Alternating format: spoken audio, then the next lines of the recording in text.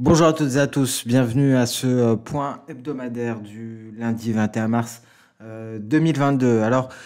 Le titre de ce point d'aujourd'hui, les marchés envisagent la fin de la guerre, car effectivement, on a pu le constater, il y a eu une forte reprise des indices boursiers, que ce soit les indices boursiers européens ou les indices boursiers américains, avec d'ailleurs des indices boursiers européens qui ont marqué leur meilleure semaine depuis, il me semble, novembre 2020, c'était la semaine dernière. Donc clairement, les marchés envisagent une fin à cette guerre, à cette invasion de l'Ukraine par la Russie. Donc on va faire le point sur ce conflit. On va voir quels sont les faits marquants de la semaine dernière, ce que l'on attend cette semaine. On va également aborder la politique monétaire américaine avec cette décision de la Réserve fédérale et on va parler de cette semaine qui sera rythmée par les chiffres des PMI préliminaires. Nous allons bien entendu aborder quelques matières premières, notamment le pétrole et le blé. Donc les marchés qui envisagent la fin de la guerre. Avant d'entrer dans le vif du sujet, nous allons enchaîner sur un rapide traditionnel rappel légal.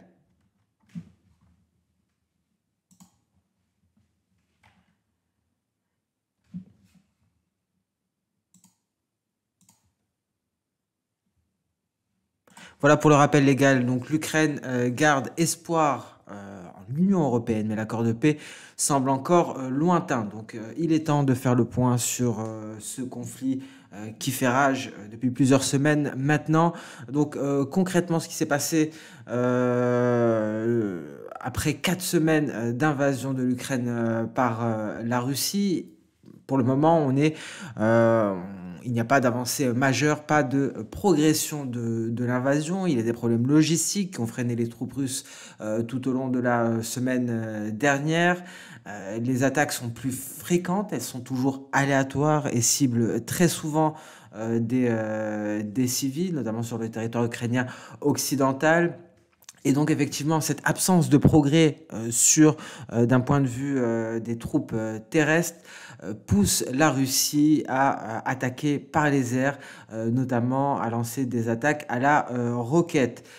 Donc les médias font actuellement état de progrès dans les pourparlers de paix, ce qui est rejeté par l'Ukraine et la Russie. Et on notera que la décision concernant l'adhésion de l'Ukraine à l'Union européenne sera prise dans les prochains mois, comme il a été annoncé par le président ukrainien Zelensky, qui s'est exprimé à ce sujet après une conversation avec Ursula von der Leyen. Et donc, selon lui, la décision, l'UE devrait donc se décider au cours des prochains mois. Donc voilà ce qui s'est passé récemment. Alors ce que l'on attend lors des prochains jours, c'est principalement donc une réunion des chefs d'État de l'OTAN prévue vendredi prochain, mais entre-temps, on pourrait prendre connaissance d'un cinquième volet de sanctions contre la Russie et la Biélorussie, un cinquième volet qui devrait être annoncé par l'Union européenne. On notera tout de même qu'il n'y a pas de consensus au sein des pays de l'Union européenne concernant les sanctions qui viseraient le pétrole et le gaz, même si l'Union européenne devrait rejoindre les États-Unis dans son interdiction du pétrole russe.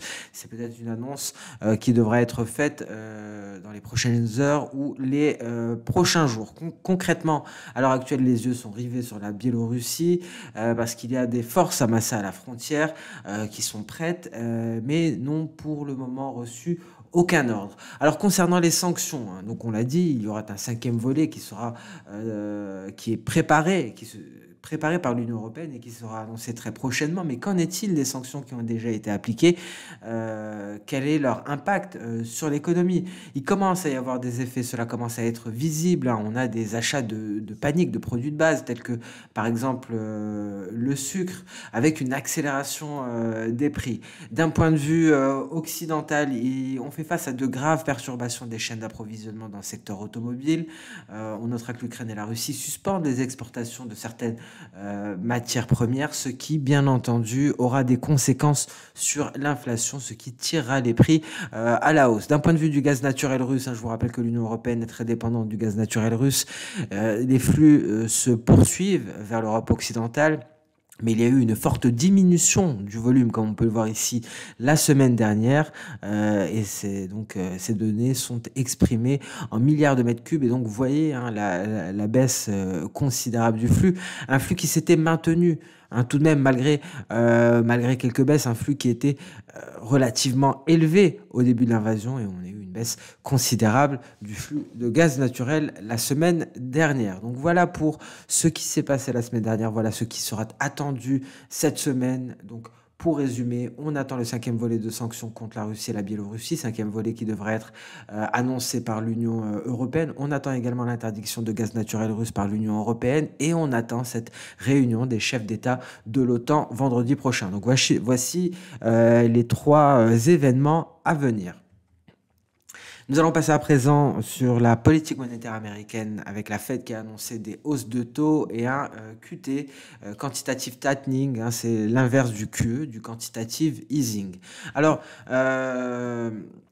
on se souvient qu'en décembre, la Réserve fédérale américaine avait communiqué dans le sens de 2 hausses de taux pour 2022. On en est à 6, voire 7 à l'heure actuelle. Et au vu du dot plot que vous retrouverez ici à gauche, il pourrait y avoir 9 hausses de taux. Alors on notera que le point qui représente Powell hein, est tout en bas du graphique. Alors effectivement, c'est un resserrement monétaire très important, mais ce qui aura le plus d'implications, ce sera le QT, le quantitative tightening.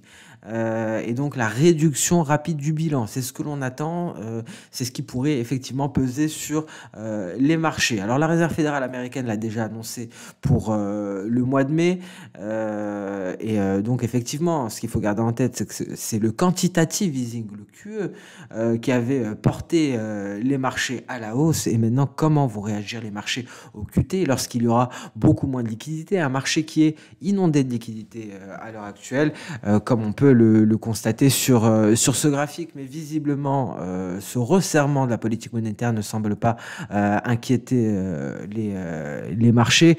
Hein, donc, bon, rappelons tout de même que les marchés étaient nettement survendus et que le Nasdaq a testé à 3 reprises les 13 000 points. Il faut noter également que, nous l'avons dit, hein, le QE, nous sommes toujours en plein milieu des effets du QE. La Fed vient d'y mettre un terme, donc le marché est à l'heure actuelle inondé de liquidités. Et en plus de cela, le marché envisage le scénario de la fin de la guerre en Ukraine. Mais justement, le QE, le quantitative tightening, devrait progressivement changer la donne. Donc un vent d'optimisme semble souffler pour le moment, malgré la guerre qui fait rage entre la Russie et l'Ukraine, malgré la fin de la politique monétaire accommodante, la fin du QE et plus important, le début du QT. Et donc ce marché qui est toujours inondé de liquidités est en pleine phase de rebond, mais le QT va drainer ces liquidités du marché. Le quantitative tightening devrait changer la donne très prochainement. Alors, on écoutera avec attention les prochains discours des membres du FOMC. On notera aujourd'hui Bostic à 13h, Powell à 17h. Il y aura demain Williams à 15h30, Daly à 19h, Mester à 22h. Mercredi, on aura le droit à un discours concernant les crypto-monnaies. Discours de Jérôme Powell donc à 13h et Daly à 16h45. Jeudi sera autour de Waller à 14h10, Evans à 14h50, Bostic à 16h et vendredi Williams à 15h, Barkin à 16h30, Waller à 17h. Donc une semaine qui sera rythmée par des discours de banquiers centraux. Ce qui va attirer l'attention, ce qui est attendu par les marchés, ce sont des détails concernant ce QT. Mais bon, selon Jérôme Powell, ces indices-là, ces informations seront disponibles dans le prochain procès verbal, mais on pourrait s'attendre à quelques indications d'autres membres, certains détails clés hein, qui pourraient nous permettre d'anticiper ce qui sera inscrit dans le procès verbal et éventuellement d'anticiper la possibilité d'une hausse de 50 points de base lors de la réunion du mois de mai. Hein, nous en avons parlé en Good Morning Market ce matin. Beaucoup de membres du FOMC, beaucoup d'intervenants de la Réserve fédérale américaine ont abordé cette éventuelle hausse de 50 points de base. Nous allons aborder à présent les matières premières, le blé et le pétrole, car c'est ce qui fait hein, la une de l'actualité depuis de nombreuses semaines, que ce soit dans les médias ou bien même lors de nos Good Morning Market, parce qu'effectivement ce conflit a donc entraîné des hausses considérables de nombreuses matières premières, la Russie étant un important producteur. Alors, donc, on va commencer par le blé, hein, parce qu'il faut savoir que l'Ukraine impose une interdiction d'exportation de produits agricoles jusqu'à nouvel ordre. Mais il faut noter que le ministère américain de l'Agriculture prévoit toujours des exportations importantes en provenance d'Ukraine, parce que ce qu'il faut savoir, c'est que la grande majorité de la récolte de cette saison a déjà été exportée. Pourquoi c'est important? Parce qu'il faut savoir que la Russie et l'Ukraine représentent à eux seuls 30% des exportations mondiales de blé, et une part importante de ces exportations, notamment de l'Ukraine, vont vers l'Union européenne. Le pays le plus impacté reste tout de même l'Égypte, hein, il faut le noter. Et les pays d'Afrique du Nord, les pays du Maghreb sont également frappés de plein fouet car ils sont très dépendants du blé ukrainien. Et donc il y a une partie de ces exportations de l'Ukraine qui est destinée à l'Union européenne, mais pas que. Il y a également l'Argentine, l'Inde ou l'Australie. Et donc effectivement, s'il y a des exportations plus importantes en provenance des États-Unis et du Canada, cela pourrait donc compenser le manque du blé ukrainien. Et, il faut noter que la part d'exportation de la Russie et de l'Ukraine est tombée à 25%. On avait dit que c'était 30%, donc on perd déjà 5%. Et donc hein, cela va se traduire par une baisse des exportations mondiales. On notera que les stocks mondiaux par rapport à la consommation restent à 35% à l'heure actuelle. Et donc, on comprend assez facilement que le tournant le plus important, hein, donc ce sera la saison 2022-2023. Le marché sous-estime hein, la possibilité d'une fin, d'un effondrement complet des exportations, comme ce fut le cas en 2012 et 2013. Et on notera que l'impact le plus fort devrait se faire ressentir au cours des mois de juin et de juillet. Donc voilà pour ce point assez important sur le blé, parce que effectivement ces risques qui pèsent sur les fondamentaux du marché du blé semblent pour le moment sous-estimés par le marché, mais malheureusement le marché pourrait être confronté à la dure réalité au courant de l'été, donc lors des mois de juin et de juillet. On va passer à présent sur le pétrole, un marché pétrolier déficitaire, un pétrole qui renoue avec la hausse hein, face aux pénuries de l'offre, un pétrole qui devrait continuer à la hausse.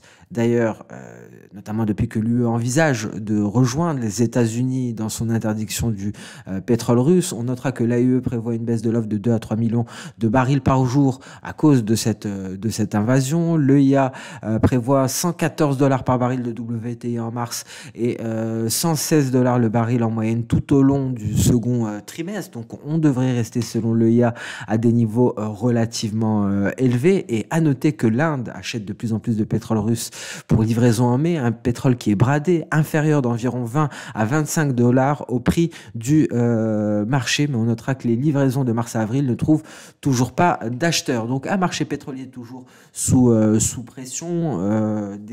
Une nouvelle interdiction de la part de l'Union européenne devrait porter davantage les prix du pétrole brut à la hausse. On en a parlé en Good Morning Market. Saudi Aramco prévoit d'augmenter ses investissements de 50% afin d'augmenter ses capacités de production, mais cela ne veut pas dire que Saudi Aramco augmentera effectivement sa production. Cela dépendra de la stratégie du ministre saoudien de l'énergie et plus largement du cartel de l'OPEP.